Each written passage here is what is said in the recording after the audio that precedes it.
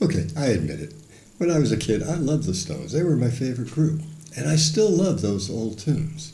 But eventually, I outgrew them and I stopped listening to their new material. You see, one reason I became a musician was because I knew it was something that I could do forever. But even then, I realized I didn't want to be an old rocker. And now that I'm older, I know that I've made the right decision. Of course, playing those old tunes can be fun, but it's kind of boring playing them the same way each time. With jazz, I get to be creative. Even when I play a tune that I've played 100 times before, every time is different. I'm still learning new things every day. And there are some bonuses too. I can sit while I play. And I don't have to play too loud. I don't have to play too fast.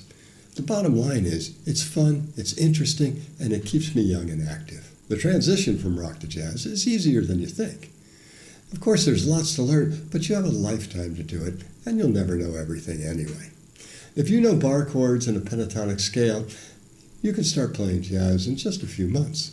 In this video, I'll show you how I do it with my students, and stick around to the end and I'll share with you the one key that'll make it all happen.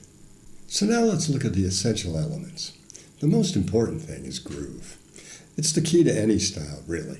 If you play in time and with a good feel, it's going to sound okay. But it's more than just a metronome. It's locking with the rhythm section and making it feel good. And you can't rely on others for the time. You have to have your own inner clock. Beginners should be working on two basic grooves, swing and Latin. Swing can be kind of hard to describe because most players have their own concept of it. You really just have to feel it. The first step is to be able to swing quarter notes. And one trick for that is to tap your foot on 2 and 4. 1, 2, 1, 2, 3, 4.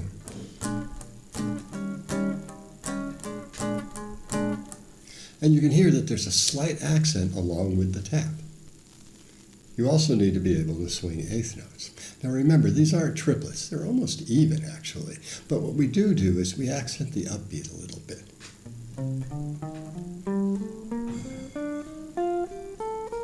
When you're playing eighth notes, you still want to be tapping every 2 beats so that you have 4 attacks per tap.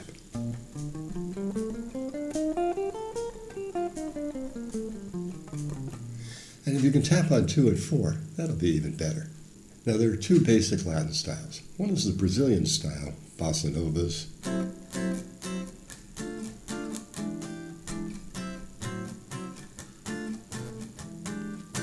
And then the other is the Afro-Cuban style.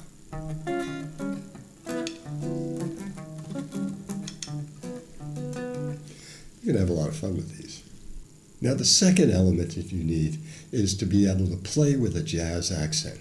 Just like each country has a unique accent when they speak English, every style has its own way of playing the notes. It really is a lot like speaking. We're talking about articulations. It's how we make the notes sound. Scoops, slides, hammers, and pulls. These all change the way we attack the note. Now there are no hard and fast rules, and you can even still bend some notes. And to be honest, I've even been known to play a few pinch harmonics here and there. As an example, let's look at a line from the great jazz standard, Georgia on My Mind. The first time, I'll pick every note, and then the second time, I'll use articulations to make it more expressive.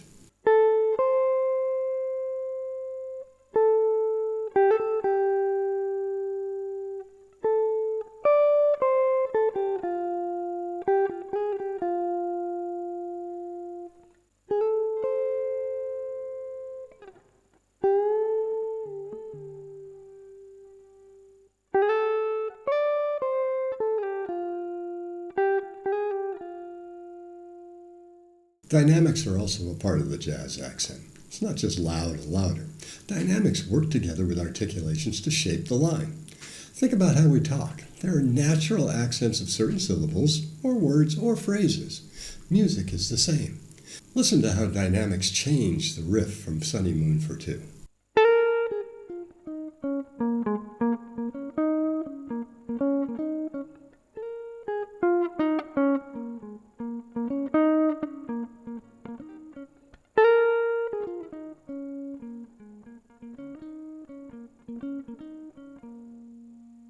The third element is phrasing.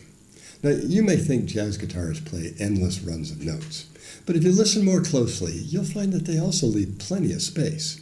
Again, just like talking, we have punctuation. Lines have to have a beginning and an end. And that space also gives you time to come up with your next idea. Listen to this solo over the A section of There'll Never Be Another You.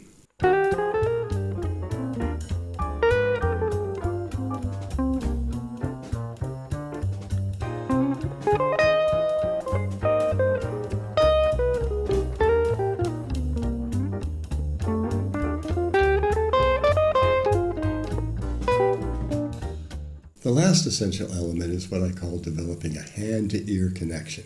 It's basically ear training, but it's not traditional ear training, which is mainly for reading. This is more or less singing and playing, being able to hear something and then make it happen on the guitar. This comes with time, but you need to focus on it and not let your fingers run on autopilot. That's why your solos don't work. With these things in mind, you're ready to start playing jazz. Now, you can develop these skills over time while learning tunes. There are no prerequisites. And notice that I haven't mentioned theory yet. You'll learn theory along the way, but you don't have to overload on it, and learning it in context is better anyway. As far as technique is concerned, it doesn't really require a lot of speed. It's more about developing control. So what's the first step? Listening. You have to know what you want the music to sound like. When you learned your rock tunes, you were listening to it all the time. You can't learn any music without listening to it. I know, I tried. It wasn't until I really started listening to jazz that I was actually able to play it. There are subtleties you can only get from listening. It's kind of like describing the color blue.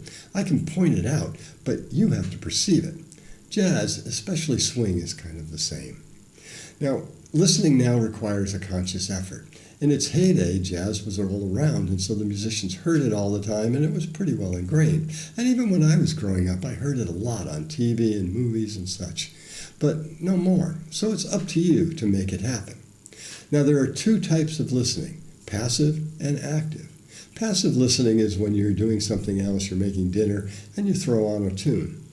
But active listening is when you sit down and you don't do anything else, and you just listen and try to learn something new. You need to do both types. And just so you know, I still listen and learn all the time. So now that you're finally ready to play, where do we start? Well, the blues, of course. Blues is at the heart of jazz, and I'm sure it's familiar to most of you. But now you have to learn it in a jazz style. You'll learn some simple heads by ear. We'll introduce the 2-5 progression, and you'll also learn some basic swing grooves. We start with 3 keys, C, F, and B flat. Now, those keys will be new to some of you, but it'll be good for learning the neck. See, we use flat keys because it works better for the horn players. The chord voicings use the same roots as the bar chords. So, if you can play these chords, then it's an easy step to play these. These are called shell voicings. They're easier than bars, and with only 12 shapes, you can play any jazz chord you need. For soloing, we'll start with something familiar too, the pentatonic scale. But instead of it being a cage, it's a framework. We'll use an expanded pattern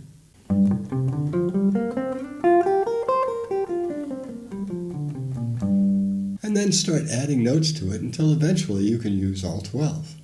Now, since you already know the notes to this scale, you can start thinking about other things like phrasing and development that will make your solos more interesting. Now, level 2, we start with easy tunes in 1 key. Tunes like Autumn Leaves and Fly Me to the Moon. And we'll expand the framework to include major and minor scales. But the same 4 patterns work for both major and minor. You'll also start to learn some theory. You'll learn the diatonic chords, the chords that belong to each key. And along with that, you'll learn some no-root voicings with extensions, but still based on the original 12 shapes.